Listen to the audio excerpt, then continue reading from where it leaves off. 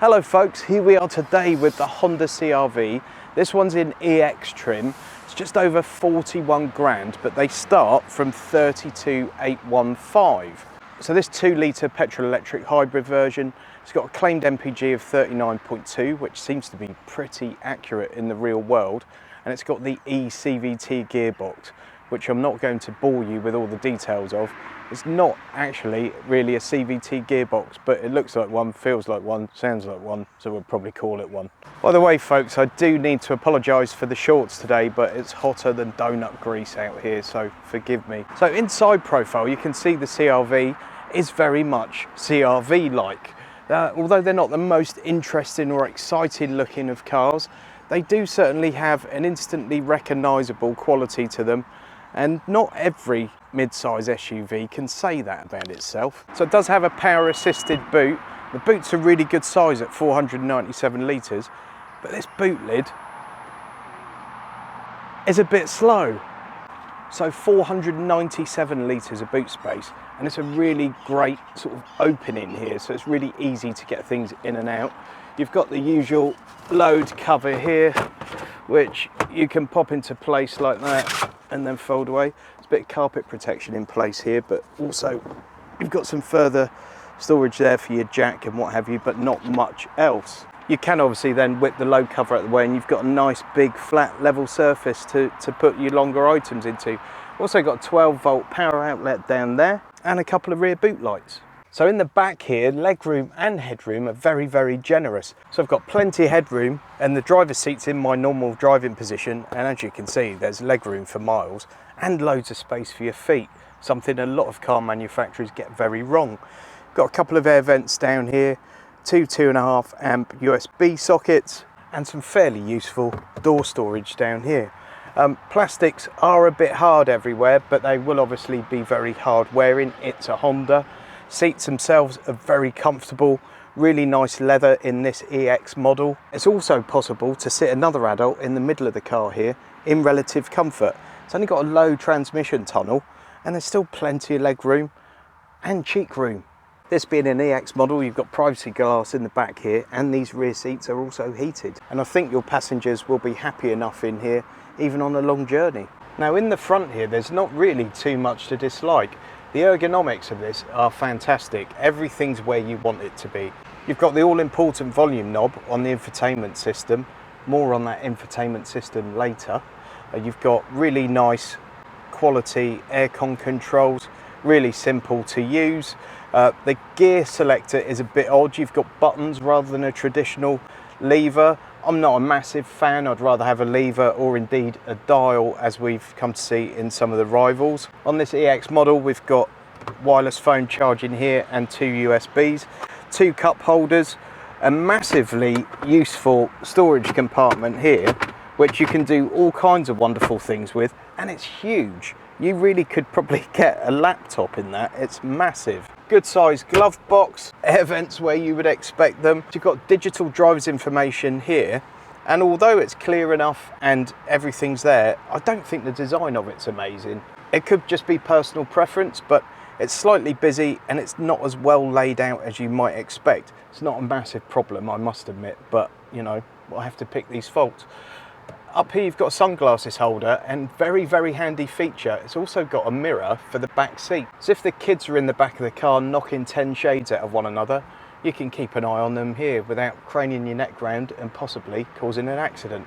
Brilliant. So although you've got 3 drive modes, you've got sport, economy and EV, 9 times out of 10 you're going to drive this car as you get in, and it's in full hybrid mode, and it works fantastically well in doing so. More on that later. In this one I've got electric seats with memory function, really simple to adjust. You've got a brilliant electric lumbar support in here, which is fantastic for a fat old knacker like me, and you've also got plenty of adjustment in the steering wheel. Once again, in terms of build quality, there are a few more soft touch materials in the front than in the back, but down here is the hard scratchy stuff, and all round here there is a bit of padding there for your knee against the centre console, which is quite nice. Whilst it's not the most luxurious of interiors by any stretch of the imagination, you can tell it's going to last forever, and the ergonomics of it are just really, really good. Now onto the infotainment system. I have to say, it's a bit of a disappointment. Although the screen's nice and clear and bright, it's not big enough. It's 7 inches in this one. It's a Garmin based sat-nav system, which is perfectly adequate. You've also got wired Apple CarPlay in here, but it's just too small for a car of this size and at this price point. A £41,000 car deserves something a bit nicer than that. I dare say that in the not too distant future, the system that I've just seen in the Honda Jazz and the HRV will be in here, and it is a bit of an upgrade. This does all feel a bit early 2000s, handheld TomTom, Garmin, etc. The screen's not quite as responsive as I would like, and certainly some of the sort of design just all looks a bit old school. It's not the end of the world, it's all perfectly usable, but some of the rivals are doing it a bit better. Right folks, so what's this thing actually like to drive? Let's find out. Firstly, when you start up, there's no sound whatsoever. You might actually think you're in a full EV because it starts up as an EV. So there's no sound, which is slightly odd. It's a keyless system and you don't really know if it's on or not. You know because you can put it into gear, so there is that. Claimed consumption on this is 39.2. but I'm getting 42.6 at the moment. I've been driving it mostly around town and it's mega efficient. Like in the Honda Jazz I had recently, it's exceeding its claimed MPG figures. Bananas. So at this juncture, I should mention the steering wheel. I know you love me boring you about steering wheels. It's a perfectly nice one, to be fair. They've used some really nice leather, probably thinner than some, but it's really nice and comfortable. And it's got plenty of controls, although I would say it's got one too many controls. It is a bit busy. And something great in this car is the visibility you've got in the cabin whilst driving. You've got huge wing mirrors, you've got nice view out the back. Obviously you've got a reversing camera as well for when it comes time to go backwards. You've got really good forward visibility. So the actual drive of the car is best summed up as calm. Everything's just very calm. You don't ever feel like driving this car in a sort of aggressive manner. It's quick enough off the line, it's got all the power you need, but it doesn't give you that feeling that you want to make it go fast. You don't want to drive aggressively in it. It's very comfortable and everything just feels really nice. And apart from the aircon that I've got absolutely raging today because it's so hot, it's very quiet in the cabin and very little road noise. You get a bit of noise from the tyre and a tiny bit off the wing mirrors when you're going at speed. But aside from that, it's really a nice, quiet, comfortable ride. And you can imagine the little ones drifting off in the back on a long run.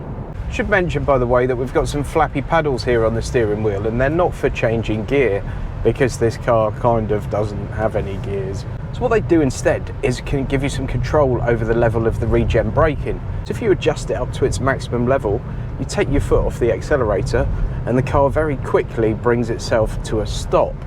The energy generated by that is then put back into the battery, giving you slightly better MPG. Personally, I've only used it to test for this review and it works perfectly fine, but with 42.6 MPG that I'm getting at the moment, it's good enough. Really, for a car that's got so much complex technology, it really is a case of turn it on, press the button and drive. It's really simple. This car soaks up bumps in the road as if they're not there. It just floats down the road, it really does. Now this car's not without its rivals, and to be honest, it's got some really stiff competition, especially when you consider the price point. So these things start off at about 34,500, and this one I'm currently sitting in is about 41 grand. Now 41 grand's a decent amount of money, and you have to consider how many rivals there are in that same kind of price bracket. Obviously the most natural rival to it's probably the Toyota RAV4. The CR-V's always been more popular, but the RAV4's probably putting a good foot forward these days and is a genuine rival. And at 41 grand, you're knocking on the door of brands like Audi and Volvo and one or two others. There are several options out there from the VW group brands like Seat and Skoda, and of course VW themselves. Got the Kia Sportage, the Hyundai Tucson, and then also things like the MG HS. Obviously I reviewed one of those recently, and by no means is the MG HS as good a car as the CR-V. It's just not. but it's 25 grand for a fairly high spec one. Now, something that Honda share with Toyota, but not many of those other brands can boast the same thing, is an astounding record for reliability. If you look at reliability surveys with any sort of regularity, as I do quite often on this channel, Honda and Toyota are always right up there in the rank. If you're looking for a mid-size SUV that just goes about its business with no fuss, it's really smooth and quiet under normal driving conditions, it's cheap to run, it's got plenty of room in the boot and tons of passenger legroom, you can't go far wrong with the Honda CR-V. So I often sum these reviews up by telling you how I feel about the car going back at the end of my week with it. And I'll be sad about this one, I will. As a family man, it's just brilliant. And I think in a 2-car household, a car like this is an absolute godsend when you've got a couple of kids or dogs, or kids and dogs. This is most definitely a head rather than heart kind of car. You know, you buy one of these because it ticks all the boxes. It's gonna be reliable, it's gonna be economical to run. It just makes so much sense. Folks, please don't forget to give this video a thumbs up. It's massively important. If you don't give it a thumbs up, YouTube will think you don't like it and they won't show it to too many more people. So give it a thumbs up and help spread the love. Thank you.